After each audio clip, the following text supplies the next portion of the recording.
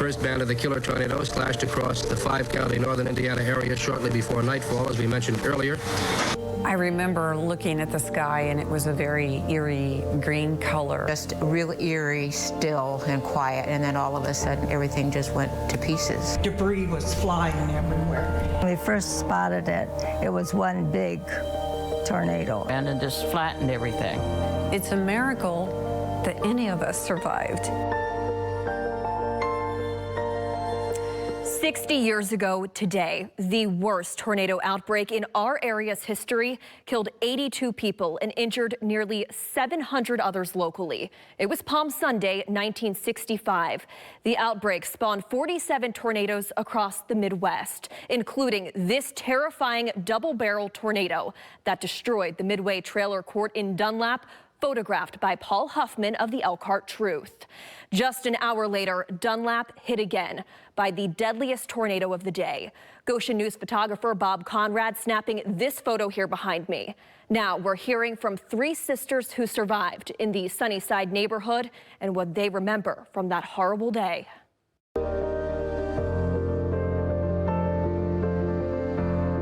At 18, 16, and 13, tornadoes were the last thing on the minds of Pam, Teresa, and Deb. The sisters, all in different stages of life, have memories of April 11th, 1965 that differ slightly. But when recounting that day, the trauma comes flooding back. And even to this day, 60 years later, it's pretty fresh. Yeah. They remember the moments before the storm hit.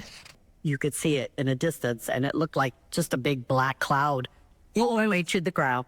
They remember their mother's sense of urgency and how she ushered the family into the basement, potentially saving more lives that day. As the tornado was going over us, we were all sitting on this couch, and Mom threw herself over us. And when their mother called out for her parents. And right in the middle of it, going on, Mom started yelling, "Mom, Dad," who lived right next door, who were killed in the devastation.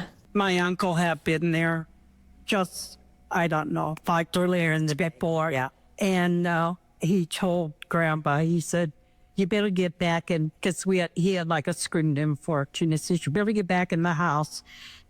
Looks like a storm's coming." Deb remembers her 13-year-old self wanting to remember the moment the storm hit. Little did she know that moment would be permanently etched into her brain, impossible to shake. And I remember thinking, oh my gosh, I can't even shut my eyes now. Yep. I wanted to. I remember that. It was literally like a bomb had hit. The memories of the Palm Sunday tornadoes are something that the sisters have passed on to their families. They hold close the memories, the pictures, and the items that survived, and the innocence lost on that Palm Sunday. We found this after the tornado. This was my grandma's. Now they're sharing their memories with the world in hopes that the lives lost and the scars left on their community will never be forgotten.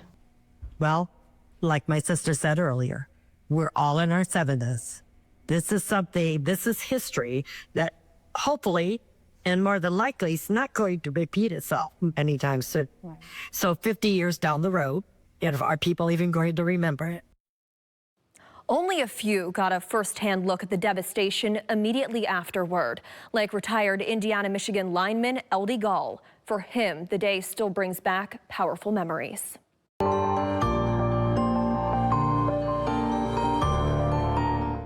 Sunday night, we going to church down County Road 26. I almost got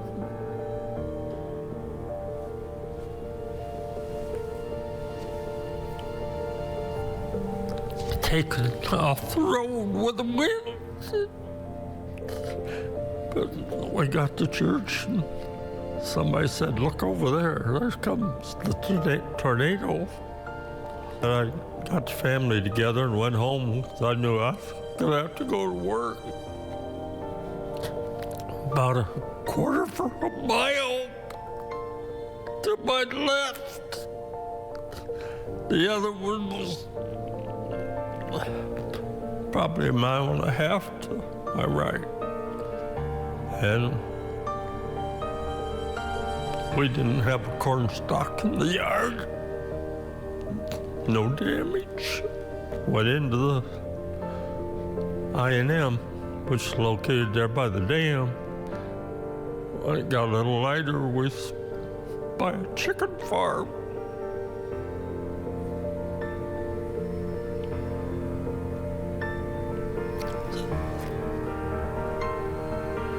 They were featherless.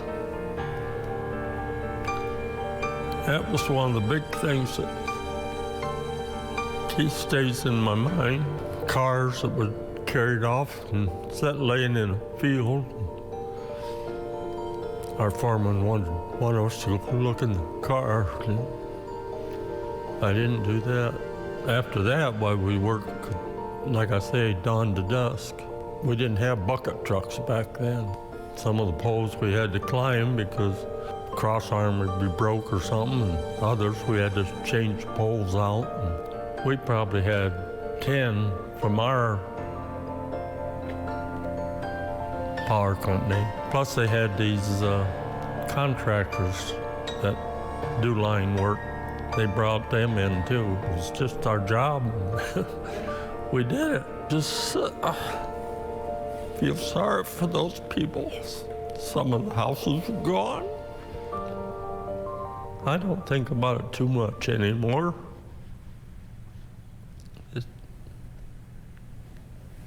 I get too emotional over it. Coming up, how one small St. Joseph County town keeps the memory of the Palm Sunday tornado outbreak alive. Plus, meteorologist Abby Wepler tracks the outbreak hour by hour.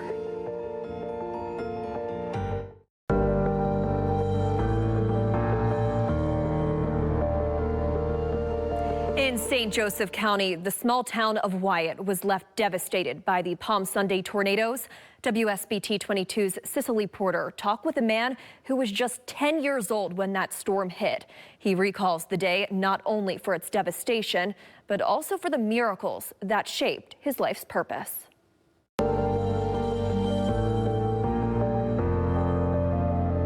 April 11, 1965 is a day in this town many will never forget.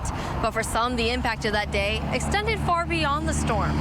It's a day Bob Sauer says is etched in his memory. He vividly recalls huddling with his family in his grandparents' home as the tornado bore down. I remember my dad and my grandpa both shaking their heads and go, well, there goes Kelly's place. As the storm intensified, Bob watched in disbelief. And I remember looking up and saw the house come up about 6 inches off of the foundation, and then it set right back down. And I mean, it seemed like an eternity, but I mean, it was a matter of just minutes. The tornado tore through Wyatt, leaving the small town nearly unrecognizable. Bob's childhood home, gone. There was nothing left. Just as they thought the worst had passed, another warning came. The town gathered in shelter, united by fear and hope. Everybody, women and children, climbed inside the bank vault. And we sat there, which seemed like for an eternity. Amid the destruction, there were miracles. No lives were lost, and days later, a beloved family member was found. But the miracles, I mean, that there was not loss of life. We found our dog like 5 days later. Bob went on to work with FEMA and the Red Cross, responding to disasters across the country. The tornado, instead of haunting his life, providing it with purpose.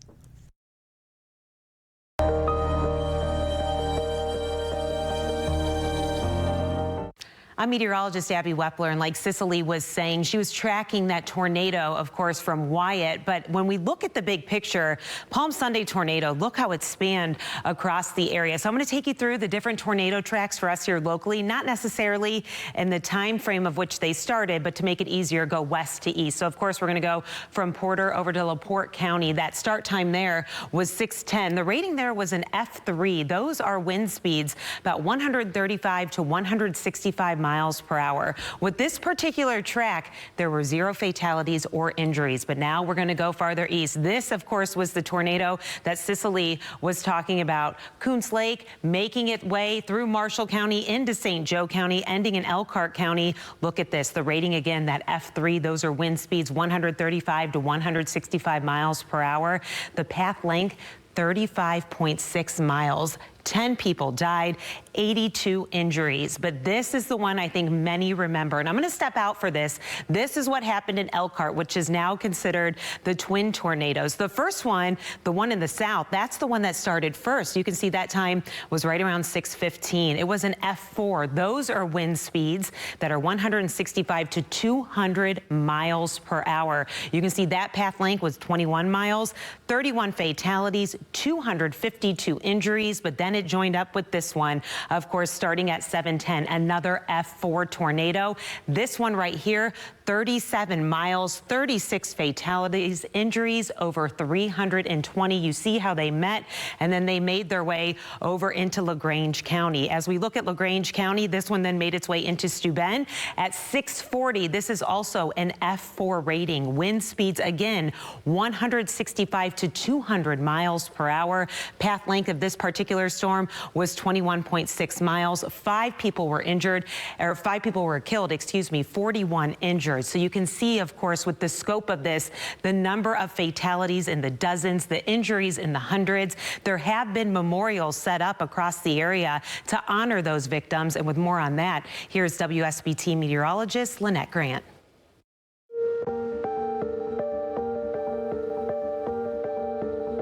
The memorial for the Palm Sunday tornadoes sits on the land that used to be owned by the family of Debbie Waters. Her family's life was turned upside down from that tornado, but in the chaos that followed, the memorial brought a sense of peace and closure. Debbie Waters embraced being the little sister. Her brothers, 11-year-old Mike and 10-year-old Stevie, helped her grow up. When the Palm Sunday tornadoes touched down in Elkhart County, 6-year-old Waters had to grow up very quickly. And you couldn't see, and you really couldn't hear much. But I did hear Stevie yell for Mom. Stevie would not survive the tornado. In the weeks to follow, Waters' father no longer wanted the land where their house once stood. A neighbor purchased the property, but her father eventually bought it back. 34 years after the tornado, an idea struck. Turn the exact spot into a memorial. I don't want that day to ever be forgotten. I mean, it's been 60 years now. The memorial is located on Cole Street in Dunlap. Waters and her family spend days every spring cleaning it up. The first thing visitors will notice here at the memorial is this giant rock. This rock is the exact spot where Debbie Waters' house stood before the tornado. Behind it, you'll see a list of names, victims from that day. Another thing you'll notice, you won't see it, but rather feel a sense of peace. Waters explains they wanted survivors to come here and find comfort, closure, or whatever they needed. That's why, in her mind, the memorial is just as much for the living as it is for those who passed. Steve and Mike were 11 months apart. When Stevie died, it was like part of Mike died too. It can take years to work through the emotions and memories from a tragic event like these tornadoes. For Debbie and her family, this memorial brought everyone together again. The memorial is for people to go there and to remember their loved ones that they lost, or to pay respect to the people that maybe they've never met. Still to come, a look at how WSBT 22 and WSJV covered the Palm Sunday tornado outbreak as it happened.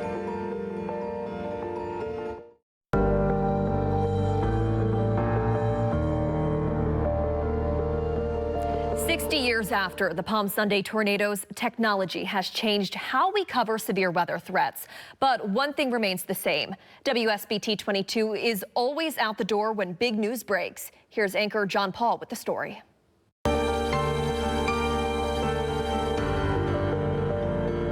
The first band of the killer tornadoes slashed across the 5-county northern Indiana area shortly before nightfall. Within minutes, a TV announcer says a tornado has been sighted. Then another. Then another.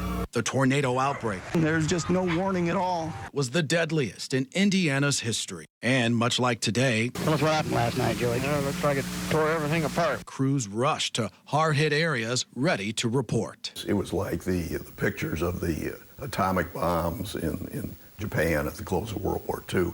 Just total devastation. Jack Colwell, a 20-something reporter with the Tribune, will never forget what he saw. And of course, I was trying to get information. You had to go up and ask people where they were, what they saw, if they were aware of anyone who was injured, killed. And that was tough too, because as I said, they were kind of stunned, they were emotional, but you had to go and try to get some information. Eyewitnesses say the tornado terror lasted 15 seconds. When it came across, it was the loudest roar I ever heard in my life. It was just unbelievable loud, and it was like a vacuum. You couldn't breathe. There was no air. And when it was all over, only 12 of the 220 mobile homes at Midway Mobile Home Park were left standing. This was a real mess. Things were flat, and of course they were doing everything they could to lift up the debris to find any more bodies because of the number of people that were missing. The destruction brought President Lyndon B. Johnson to town. Can you give us your impressions of what you saw in Elkhart County today, sir? WSBT 22 was also there. Well, it's very sad, and we're very sorry that all this tragedy has been visited upon these wonderful people in this good state. We're sorry what's happened, and we want to do anything we can to be helpful. 60 years later, we're still here with better technology and faster warnings, giving you more time to protect your family. In the midst of unimaginable destruction and death came the helpers. WSBT 22's Bob Montgomery talked with a curator at the Elkhart County Historical Museum about the sense of community in those hardest hit areas.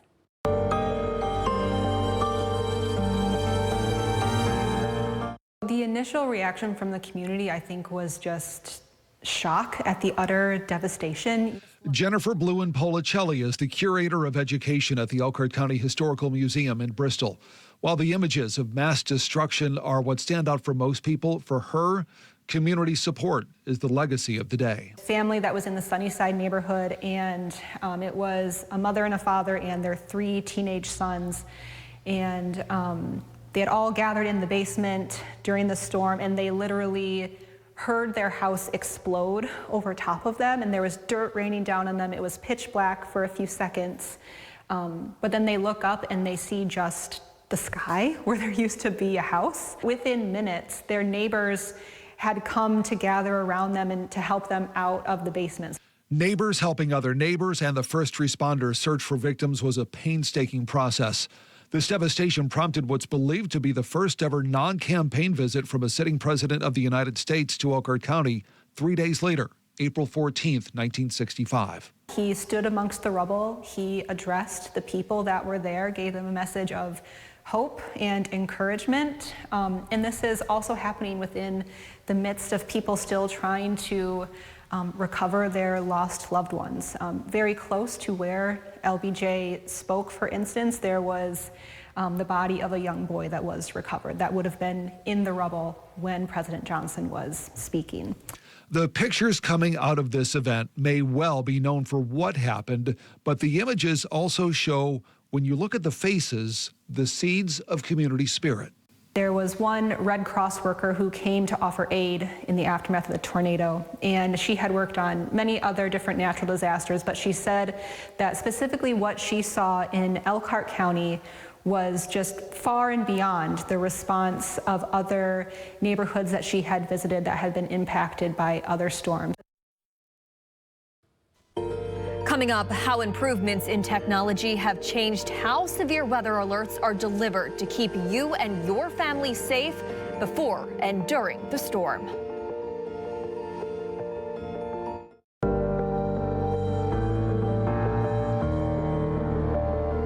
The Palm Sunday tornado outbreak revolutionized how we track and prepare for severe weather. WSBT 22 Chief Meteorologist Carrie Peugeot shows us how technology has improved dramatically over the last 60 years.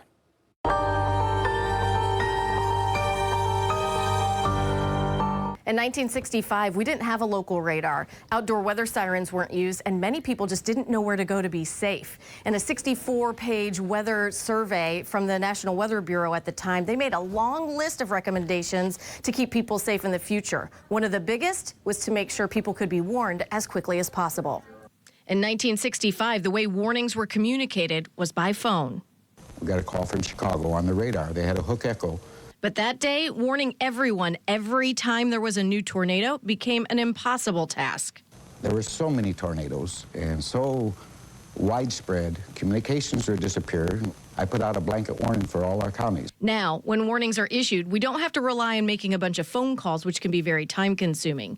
Technology improvements, including the internet and cell phones, allow us to get the info out almost instantly to TV, radio, phones, and community systems like sirens, all at the same time. Another goal set after the storms was to install radars. Many radars were old World War II aircraft radars and couldn't tell us much about the storms. Hook echoes, you knew what they were. You didn't understand a lot of the meteorology and the science that was going up. You knew it was a warning situation, though. Doppler radar was very new technology in 1965, and even the radars that we did use, there weren't very many of them. Some states didn't even have a single one. Now there's coverage everywhere, so there are no blind spots. New radar technology is currently being developed by NOAA. It's called Phased Array Radar and will give us much faster updates, allowing for more warning time and more specific details. Dr. Ted Fujita, who created the F-scale for rating tornadoes, did some of his research in Elkhart County. He looked at some of the damage. When his research came out years later, it helped us understand what kind of damage happens with different wind speeds. This helps us now prepare for different levels of damage based on the storm's strength. With all these improvements, we still need your help. The key is being prepared. Days before storms are expected, we release storm outlooks that include locations and intensity possibilities. Plan with your family. Where is the safest place in your house? Sometimes it's the basement. For many, it's a hallway, closet, or bathroom in the middle of the house. On the day of storms, make sure all your devices are charged or that you have power banks ready. And mostly, make sure that you have multiple ways to get warnings. You can do this with weather apps that send you alerts, or by weather radio, or even by making plans to get updates from your family members. The Palm Sunday tornadoes are forever etched into the memories of those who survived, and those stories will continue to be passed down. That's why here at WSBT 22, we wanted to do this special report so those stories are not forgotten. And if another horrible tornado outbreak happens again, we'll be here to keep you safe. Thank you for watching. WSBT 22 News at 6 is next.